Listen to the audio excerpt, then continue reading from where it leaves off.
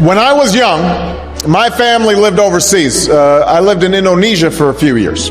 And my mother, she didn't have the money to send me where all the American kids went to school. But she thought it was important for me to keep up with an American education. So she decided to teach me extra lessons herself, Monday through Friday. But because she had to go to work, the only time she could do it was at 4:30 in the morning. But whenever I'd complain, my mother would just give me one of those looks and she'd say, "This is no picnic for me either, Buster." So I know that some of you are still adjusting to being back at school, but I'm here today because I have something important to discuss with you. My father left my family when I was 2 years old, and I was raised by a single mom who had to work and who struggled at times to pay the bills and wasn't always able to give us the things that other kids had. There were times when I missed having a father in my life. There were times when I was lonely and I felt like I didn't fit in. So I wasn't always as focused as I should have been on school. And I did some things that I'm not proud of. And I got in more trouble than I should have. And my life could have easily taken a turn for the worse. But I was lucky. I got a lot of second chances. And I had the opportunity to go to college and law school and follow my dreams. My wife, our First Lady, Michelle Obama, she has a similar story. Neither of her parents had gone to college, and they didn't have a lot of money. But they worked hard, and she worked hard so that she could go to the best schools in this country. But some of you might not have those advantages. Maybe you don't have adults in your life who give you the support that you need. Maybe someone in your family has lost their job, and there's not enough money to go around. Maybe you live in a neighborhood where you don't feel safe, or have friends who are pressuring you to do things you know aren't right. Maybe you could be a great writer, maybe even good enough to write a book or articles in a newspaper, but you might not know it until you write that English class paper that's assigned to you. Maybe you could be an innovator or an inventor, maybe even good enough to come up with the next iPhone or the new medicine or vaccine, but you might not know it until you do your project for your science class. Maybe you could be a mayor or a senator or a Supreme Court justice, but you might not know that until you join student government or the debate team. And no matter what you want to do with your life, I guarantee that you'll need an education to do it. You want to be a doctor or a teacher or a police officer? You want to be a nurse or an architect, a lawyer or a member of our military? You're going to need a good education for every single one of those careers. You cannot drop out of school and just drop into a good job. You've got to train for it and work for it and learn for it. And this isn't just important for your own life and your own future. What you make of your education will decide nothing less than the future of this country. The future of America depends on you. What you're learning in school today will determine whether we as a nation can meet our greatest challenges in the future. You'll need the knowledge and problem-solving skills you learn in science and math to cure diseases like cancer and AIDS, and to develop new energy technologies and protect our environment. You'll need the insights and critical thinking skills you gain in history and social studies to fight poverty and homelessness, crime and discrimination, and make our nation more fair and more free. You'll need the creativity and ingenuity you develop in all your classes to build new companies that will create new jobs and boost our economy. We need every single one of you to develop your talents and your skills and your intellect so you can help us old folks solve our most difficult problems. If you don't do that, if you quit on school, you're not just quitting on yourself, you're quitting on your country. Now, I know it's not always easy to do well in school. I know a lot of you have challenges in your lives right now that can make it hard to focus on your schoolwork. I get it. I know what it's like.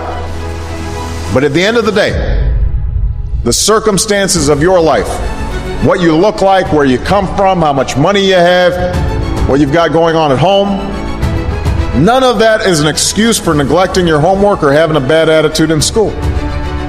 That's no excuse for talking back to your teacher or cutting class or dropping out of school. There is no excuse for not trying. Where you are right now doesn't have to determine where you'll end up.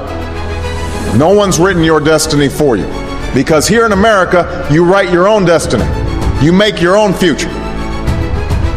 That's what young people like you are doing every day all across America. And that's why today I'm calling on each of you to set your own goals for your education and do everything you can to meet them. Your goal can be something as simple as doing all your homework, paying attention in class, or spending some time each day reading a book.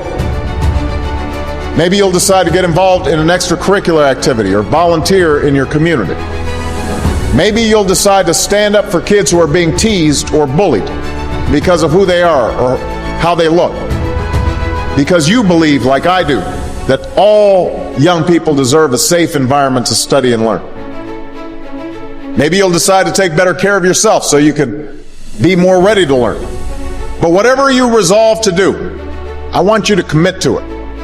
I want you to really work at it. I know that sometimes you get that sense from TV that you can be rich and successful without any hard work. That your ticket to success is through rapping or basketball or being a reality TV star. Chances are you're not going to be any of those things. The truth is, being successful is hard. You won't love every subject that you study. You won't click with every teacher that you have. Not every homework assignment will seem completely relevant to your life right at this minute. And you won't necessarily succeed at everything the first time you try. That's okay. Some of the most successful people in the world are the ones who've had the most failures. J.K. Rowling, who wrote Harry Potter. Her first Harry Potter book was rejected 12 times before it was finally published. Michael Jordan was cut from his high school basketball team. He lost hundreds of games and missed thousands of shots during his career. But he once said, "I have failed over and over and over again in my life, and that's why I succeed." These people succeeded because they understood that you can't let your failures define you. You have to let your failures teach you. You have to let them show you what to do differently the next time. So if you get into trouble, that doesn't mean you're a troublemaker. It means you need to try harder to act right. If you get a bad grade, that doesn't mean you're stupid. It just means you need to spend more time studying. No one's born being good at all things. You become good at things through hard work. You're not a varsity athlete the first time you play a new sport. You don't hit every note the first time you sing a song. You've got to practice. The same principle applies to your schoolwork. You might have to do a math problem a few times before you get it right. You might have to read something a few times before you understand it. You definitely have to do a few drafts of a paper before it's good enough to hand in. Don't be afraid to ask questions. Don't be afraid to ask for help when you need it. I do that every day. Asking for help isn't a sign of weakness, it's a sign of strength. Because it shows you have the courage to admit when you don't know something, and that then allows you to learn something new. So find an adult that you trust, a parent, a grandparent, or a teacher, a coach, or a counselor, and ask them to help you stay on track to meet your goals. And even when you're struggling, even when you're discouraged, and you feel like other people have given up on you, don't ever give up on yourself. Because when you give up on yourself, you give up on your country. The story of America isn't about people who quit when things got tough. It's about people who kept going, who tried harder, who loved their country too much to do anything less than their best. It's the story of students who sat where you sit 250 years ago and went on to wage a revolution, and they founded this nation. Young people.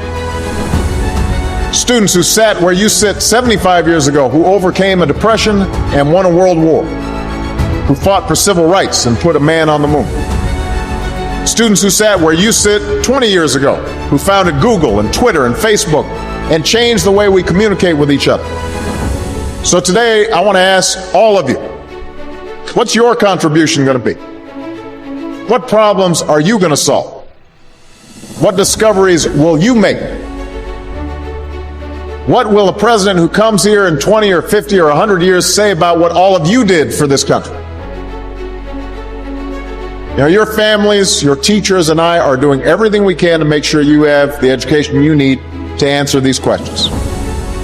I'm working hard to fix up your classrooms and get you the books and the equipment and the computers you need to learn. But you've got to do your part too. So I expect all of you to get serious this year. I expect you to put your best effort into everything you do. I expect great things from each of you. So don't let us down. Don't let your family down or your country down. Most of all, don't let yourself down. Make us all proud.